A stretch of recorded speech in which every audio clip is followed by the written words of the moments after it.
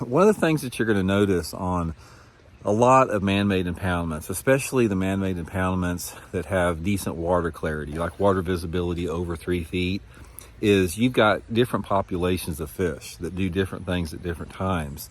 And I've never really understood this. I've never really understood why one bass chooses to live on a lay-down tree in the back of a cove, and the other bass chooses to spend its life roaming around over 100 foot of water chasing shad. What is it that determines that? And it's sort of been my experience and sort of my theory is that bass are individuals to a large degree. They're individuals just like people are, in terms that they just have certain preferences.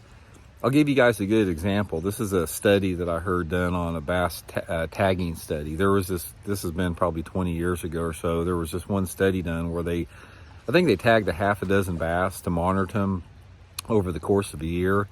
And they released all 6 of these bass in one area, out of the same place.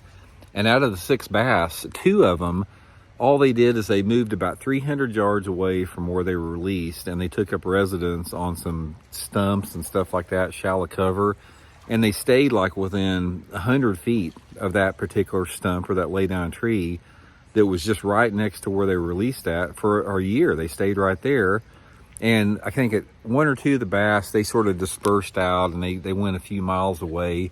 And the other 2 swam 20 or 30 miles away. So why did a couple bass stay right there and other bass swam 30 miles? So at this point, it's just speculation. It's sort of my experience in this. I think that bass are very opportunistic.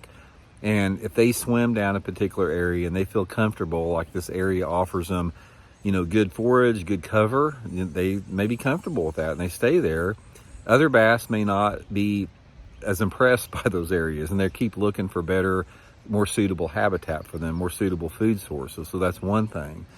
But one of the things that I've noticed in bass fishing is that you can go to a man-made impoundment that has decent water clarity in it, and you may have a decent population of fish that literally live in less than 3 or 4 foot of water all year long. If the water visibility and the cover is present, it doesn't have to be off-colored water. It can even be clear water.